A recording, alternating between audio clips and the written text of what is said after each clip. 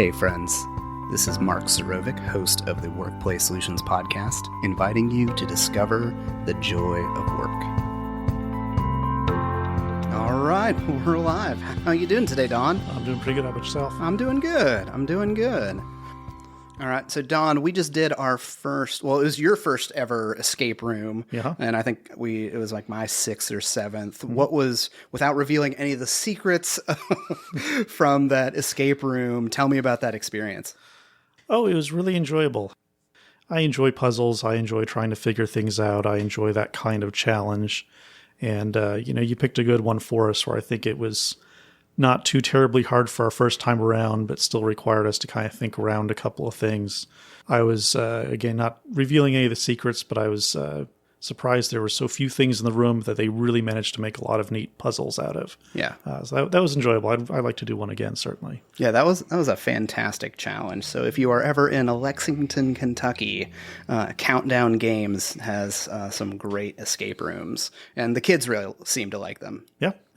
Yep. So, all right, I am here with Donald Harper, engineer, ninja, secret agent. Okay, so one of those three things are true. One of those three is correct. So, Don, can you tell us a little bit about yourself and what you do? Well, sure. I'm a civil engineer. Civil engineers deal mostly with vertical and horizontal infrastructure, and so we think about buildings, we think about pavements, we think about drainage, those sorts of things. My specialty is in airfields, airfield pavements, a little bit of airfield lighting and airfield structure. I've done that for close to 20 years now, although the last year and a half or so, I've actually been managing an applied research program directed towards airports and engineering and solving some of the unique problems that airports face as they go throughout. So that's where I am. Okay, and also a pilot. Yes, indeed. So how long have you been flying for? Oh, goodness. I got my private license at the age of 17, instrument rating the next year, commercial rating the next year, and so however many years that makes it. So 20-some years and just about 1,200 hours of flying. Okay, and you are rated on what type of aircraft? So the official license is airplane single engine land, airplane single engine sea. Okay. Are the exact ones. And then, of course, instrument rating for the airplane. Okay. And since we're on this idea of pilots, for folks that have always wondered what is it like to become a pilot or do this as a hobby or a pastime or even a career, Sure. What is a path to that happening? It's a little bit of two distinct answers whether you want it as a hobby as a career. They start the same, which is your initial pilot license. There are a couple of licenses you can get initially.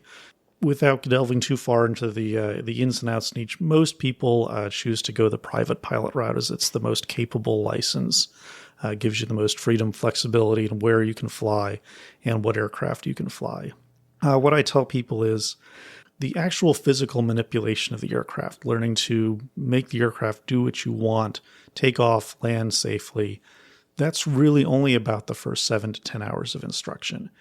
The harder parts, because they are less fun, because they are less intuitive, are learning the rules of the air, learning to interact with air traffic control. All those things take time. It's practice, and it really requires a level of dedication. And I would say that I meet a fair number of people who said, oh, I would love to learn how to fly an airplane. What they really mean is I would love to learn how to physically manipulate this thing, take off, fly around a little bit, and land. It's kind of more than that. Right, but there's a great deal more than that. And where a fair number of students start to peter out is when we start getting into, okay, yes, you know how to do this. Now you have to apply those skills to operate this aircraft in this specific way.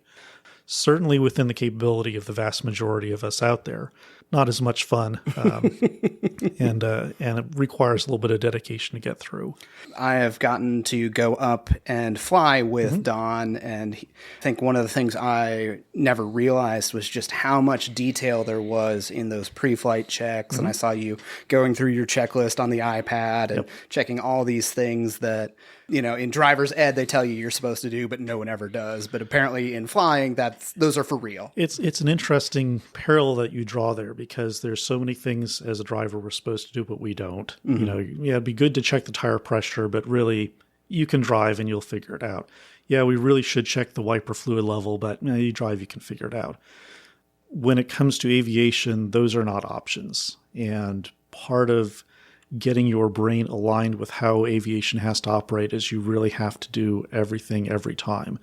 The requirements of safety are much higher, and therefore the requirements of you to ensure that safety are higher. So following those checklists every time, checking it out every time, ensuring that you've mitigated as much risk as you can on the ground before you launch into the air, again, is one of those changes in mindsets.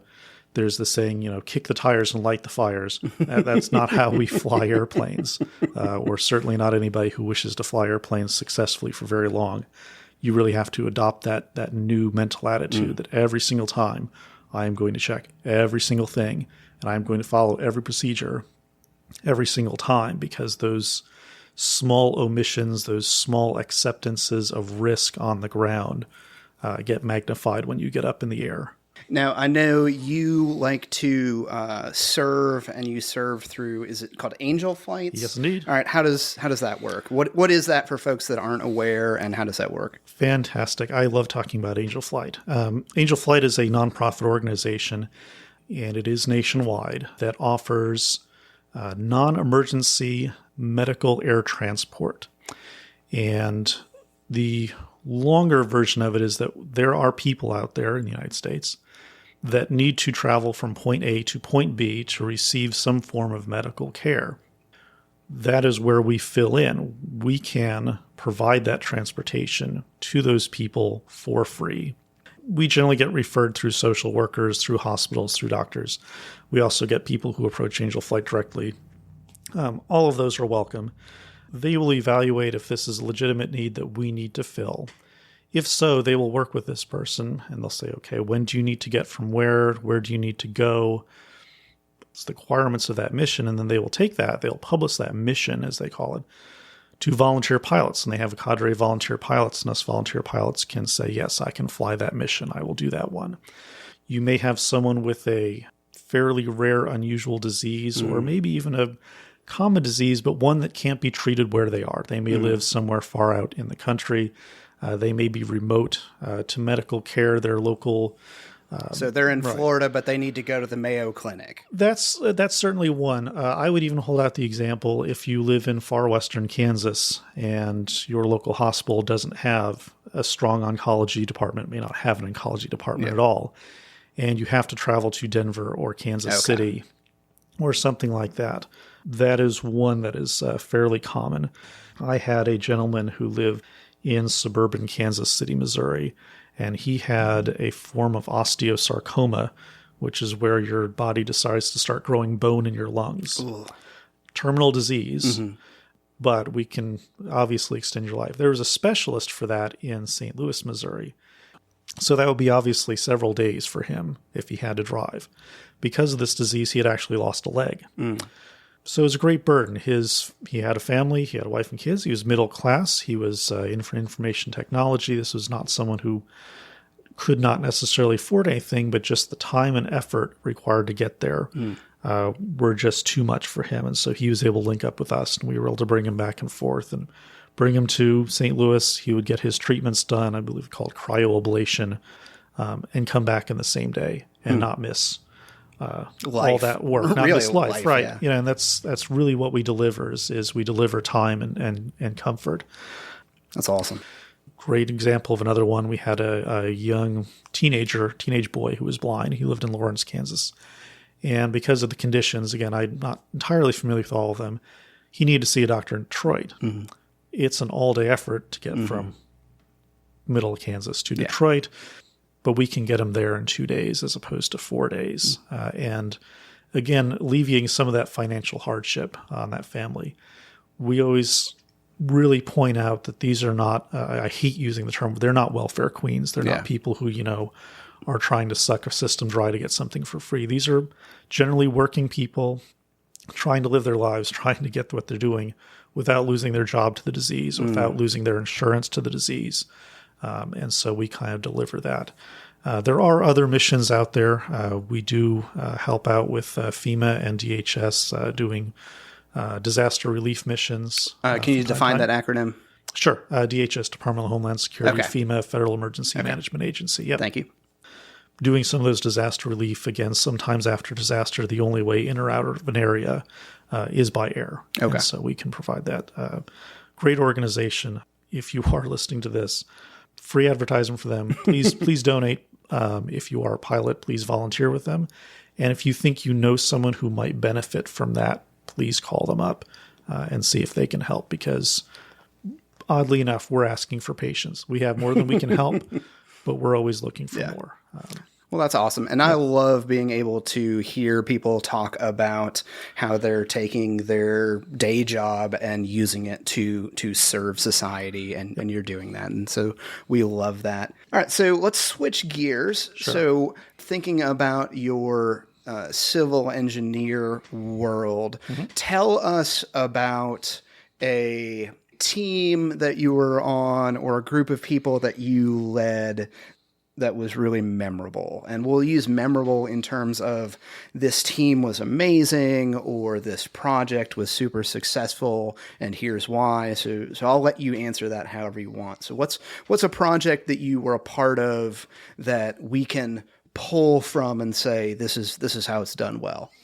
I'll start talking and we'll see where it leads us. Okay. Certainly the elements of a successful team are apparent anytime you work in any of those projects. And I have a couple in my mind, so I'll probably pull examples from each of those without revealing the exact project. And the first one is that everybody comprehends their roles, right? There's within any quality built team, you will have people who are assigned certain roles, but also people that are strong in certain areas. And so as someone who has led team, but obviously also someone who has been on a team, having that team leader recognize not only the official assigned roles, but also the unique strengths and weaknesses of each person are essential. And weaknesses can sometimes be taken too harshly. Just areas in which you're not a specialist, areas in which you have lesser experience. And so I'm certainly willing to admit I have lesser experience in certain areas of engineering than I have in others. And so someone who can say, well, you're strong in this area, we're going to take advantage of your strength in this area. And we're going to supplement your lesser experience in this other area with this. And a leader who can understand, who knows enough about you, is taking the time either to learn about you directly or to observe you at work to understand what those are. Plus, those leaders who say this is also a developmental opportunity for all of you, right? And so any project you go into, you're going to learn from. In civil engineering, there are no two projects the same. There are similarities, there are common elements, but even an almost identical project will vary from one location to another. If we're talking about airports, an apron expansion at one airport and an apron expansion at another airport. And for the non-pilots and engineers, what's an apron? Apron is just the area on which aircraft are parked and serviced. Okay.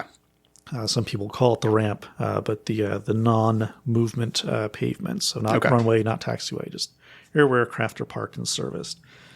They can be very alike. At the same time, the considerations for each project are going to be different. As an example, there can be different soil conditions. There can be different atmospheric conditions. Are we dealing with an area that has different climatic conditions that will affect how this pavement works? Anyway, a good team leader will say, not only is this person strong, but I see an opportunity for this person to get some more experience in this area. And knows in which area you can accept a little bit of, again, risk, not necessarily risk to the success of the project, but risk of rework, risk of delays, right? Risk of it might take this person 5 hours to work through this problem as opposed to someone who has a great deal of experience that would solve it in 2 hours or 3 hours. Can we accept a couple of hours of delay? Can we accept a little bit of rework because this person missed a couple of things and we have the knowledge on that team to do that? And that's really, very much a part of engineering. And it's applicable really to other organizations and other career fields, certainly. But where do you see those opportunities to develop people? Where can you accept a little bit of risk that we have to take some time to coach this person through the process, but ultimately end up with a stronger team at the end? And so, yes, it'd be wonderful if we could go into a project with the dream team every time, and it never happens. Going in with knowledge of where your team is strong, where your team needs help, and an idea of how you can use this project coming up to develop that team. That has really been kind of the essence of the good teams I've been on, and especially the good leaders that are part of that teams. And of course, if we're talking leaders set culture and what the culture of that team is. And, what is culture? Well, culture is how we respond to the things that happen to us as a team. If we make a mistake, how do we respond to that mistake? Do we sit there and yell at each other, cut each other down, make fun of each other, belittle each other? The leader can set that culture. The leader can enable that culture, or the leader can curtail that culture. The leader can say, nope, if we make a mistake, we come together and we fix the mistake and we learn from it, we move on. So again, without going into too specific projects, but a lot of the good and bad ones I've on, that's kind of been the essence is how that team comes together and how that leader puts that team together with a good understanding of all their people and how they work. I really like how you put that, and I shouldn't be surprised, but it's nice hearing this from someone who's an engineer. And if you think of, for the non-engineer, what you would assume is it would be all about efficiency and efficiency and efficiency. And what I'm hearing from you is, yes, that's important. And obviously risk management is important, but it's not the only thing. And especially in the short term, as the long term, as you're thinking about the long term, it's probably even more efficient to develop your team as well. Absolutely. So, you can do sports teams analogies as well, right? What players are you buying, or what traders are you trading for because they already have the skill sets you need? What are some positions that you can get players for that maybe they're not as experienced, not as good, but you think they have potential to develop into it, right? That's the sports analogy. But it's certainly the same when we talk about building teams that do large projects. And I would say that's applicable for some of the largest projects I've handled, which are in the tens of millions of dollars, to some of the smaller ones that are tens of thousands of dollars. At Workplay Solutions, we love project management, and we think it's super important that folks understand at least the basics of that. Sure. So for folks who don't do project management or lead teams, what are some advice that you would give to individual contributors? I'll start with the leader. I mentioned some of the characteristics that I look for, but understanding your team, knowing who is on there, and again, what they are bringing to that team and what they might lack. And sometimes you have the advantage that you've worked with people before and you know what they are and you know what they're capable of. Many times you don't. And that's when you as a leader have to take the time, have to take the effort, and it has to be deliberate to sit down with these people and say, you don't have to say anything specific, but you have to learn about them. You have to ask the right questions to figure out, again, where they're confident and where they're not, and doing so in a non-judgmental manner. Instead of answering the question that I just asked, okay, sure. on that idea, what are some ways that you would go about that process? Sure. Do you have tools that you use? Do you interview? I guess how do you get to know your team well so you know their skill sets and their abilities? Absolutely. Okay. I will use an engineering-specific example. I think it's applicable. You strip out the titles and replace it with another. I have a team where I have two somewhat junior engineers, and they are both mechanical engineers. Mechanical engineers are different from civil engineers. They tend to deal with more what we think of the guts and blood of a building. So your HVAC systems, your plumbing systems, your those sorts of things are more in the mechanical engineering side. I have this project that I need to complete with them, and it boiled down to me sitting down with them, having not met them before, and saying, okay, this is a non-judgment zone. I'm going to ask you, of these areas that we need to work on, of these parts of the project, of these elements of the project, which do you feel comfortable with? Which are you less comfortable with? What do you know nothing about? What are you super strong on? And simply sitting down and talking with them, it took me about an hour to say, okay, are you comfortable doing this element? I've worked with that a little bit before. I kind of understand. Okay. Are you comfortable working on this element? Yes, I'm very strong in this element. I've done this many times. This is not a problem for me. Are you comfortable with this element? I have never seen anything like that before in my life. Okay. That's good to know, because obviously, what am I going to assign this person? What tasks am I going to assign? Well, I'm going to assign hopefully ones that he's strong in. Mm-hmm.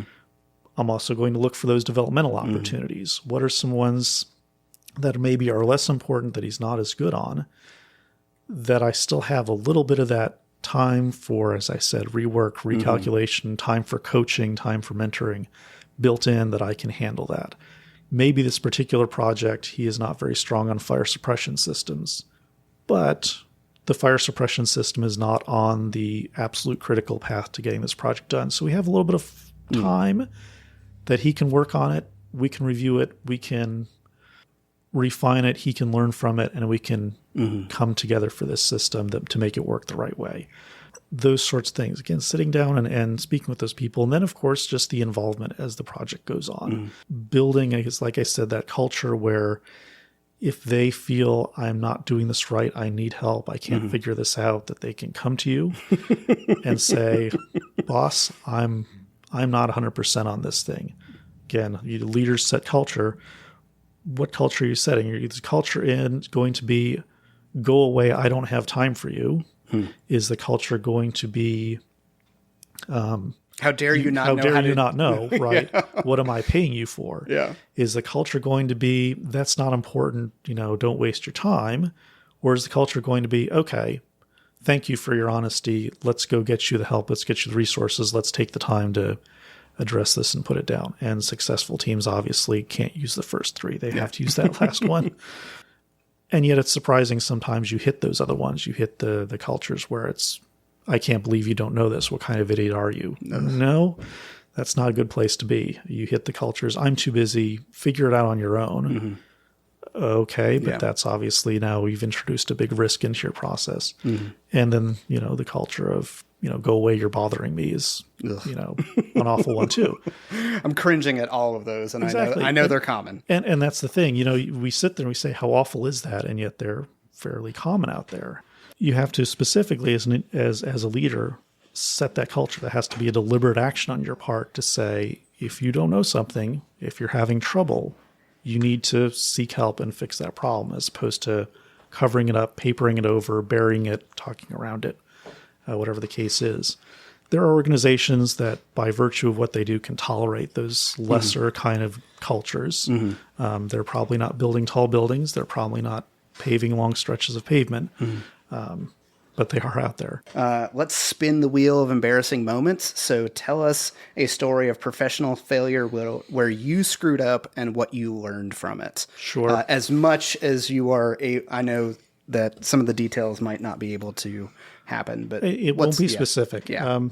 Certainly, and so much of what I've spoken about was derived directly from this specific failure. And in this case, I had a oversight on a project, and it was a building, it was a fire station.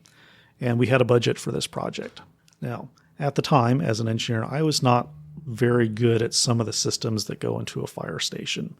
I was not very good at all those things. I had some guides to go by. I had my professional judgment.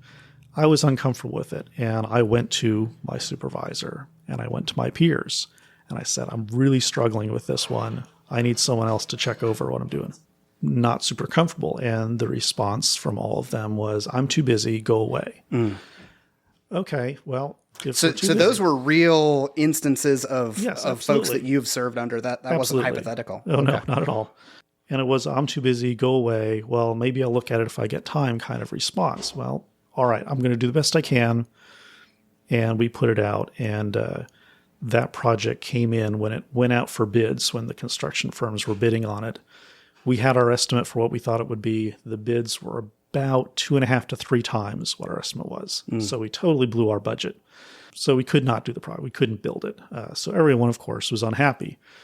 The person we were building it for was unhappy.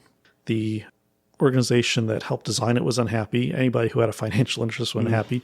The airport in this case was unhappy because now they were not going to get their fire station on time. They were going to have to live with their one that was falling down for at least another year. Everybody was unhappy, not the least of which was me. And what's the lesson you take there? Okay, from a followership perspective, sometimes you really have to throw that flag down. You have to jam the spike in the wheel and say, we're not going an inch farther until we figure this out. And regardless of timelines, regardless of other things, none of those timelines mattered because we have bids that won't work. So what would have been the cost if I had thrown the spike in the wheels? We might have delayed it by a week. What's the cost of me not throwing the spike in the wheels? It delayed us by a year because we basically had to redo the whole thing. A lot of money, a lot of effort, a lot of unhappy people. And in hindsight, that choice is obvious. In hindsight, choice is obvious. And of course, it wasn't at the time. Otherwise, I would have made it. And so again, a lesson as a developing engineer is sometimes you really need to shut everything down and say, we are going no farther until I get this answer, until I am comfortable with this. From a leadership perspective, it certainly was instructive to me that if I am ever in a position where someone junior to me comes up and says, I need help, or even a peer and says, I need help, that obviously requires that I give them the help that they're doing, or at least do the best I can to help them out. Nobody knows everything in engineering. There are always things you don't know, again, always things you're strong and weak on. When that person comes to you, you owe it to them to give that. And certainly as a leader to set, again, that culture that if your coworker comes to you requesting help, you owe it to them to give it. As a leader, if someone comes to you requesting that kind of help, you owe it to them to give them that assistance. So that was a tough lesson learned. Now, did anybody get hurt? No. We wasted a little bit of time. We wasted a little bit of money. That's unfortunate.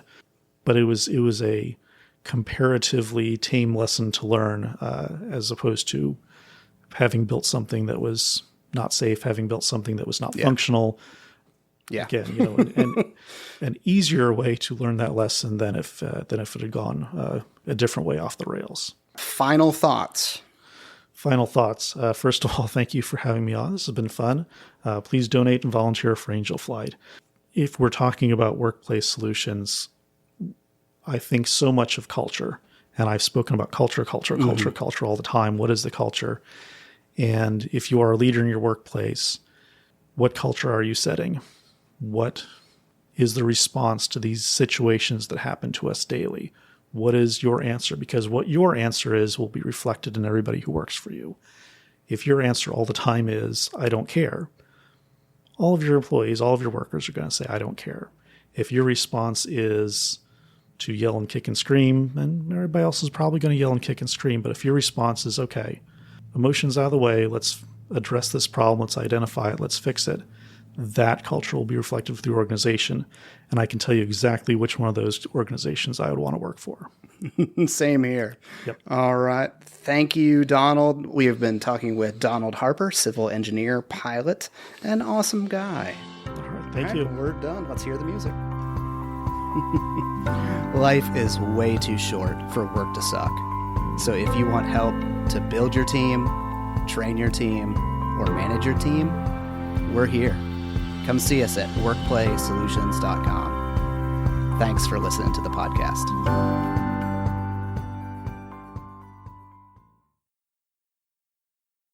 Hey, Nana, we have that paused because we can hear it on the recording.